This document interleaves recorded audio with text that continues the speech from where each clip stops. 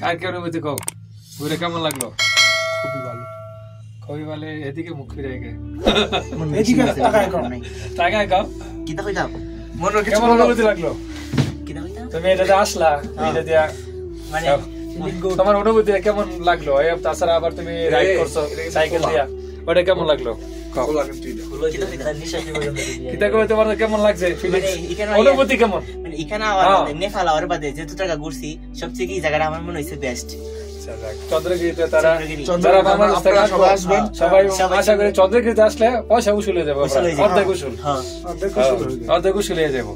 মানে ঘুরার মতো দেখার মতো ছবি। আর আমার আগে অবশ্যই মাইনাসে মাইনাস ডিগ্রি কাপড় যা আছে ওগুলো নিয়ে আসতে হবে, কারণ এখন যেহেতু শীতের মৌসুম, কারণ নাইলে ওই যে আমাদের মতন ঠান্ডায় ঠান্ডায় কাঁপতে হবে। ওই যে স্যার অনুভূতি, স্যার আপনি কিছু বলেন। স্যার আপনার অনুভূতি বলেন। স্যার আপনি কিছু বলেন। স্যার এই আপনার অনুভূতি আজ কেমন লাগলো? অনেক সুন্দর লাগছে। সুন্দর লাগছে। ছবি উঠেছেন? ছবি তুলছি, অনেকগুলো ছবি তুলছি। ক্যামেরা রিলটি ভরে আছে? জায়গা আছে? ক্যামেরায় মনে হয় অল্প একটু জায়গা আছে। কালকে রাতে তুললে সব শেষ হয়ে যাবে। কালকে যাক এগুলা ওই। তারপর সজীব ভাই কি অবস্থা কর? সজীব ভাই জোশ লাগছে ভাই, মনে হচ্ছে যেমন বলিউডের একজন ভিলেন থাকে না, ছোটখাটো একটা ভিলেন থাকে, ভিলেন থাকে সে। দেখা দাও খুব আজ জোশ লাগছে। অসাধারণ অসাধারণ অনুভূতি যা মানুষকে বলে বোঝানো যাবে না। আমাদের আবুল ভাই আমরা একটা টাঙ্গা গেছে না বলেন, আবুল ভাই কিন্তু একজন ইউটিউবার বলেন। মোটামুটি মোটামুটি ছোটখাটো মোটামুটি হলে হবে না তো, এলাকার না।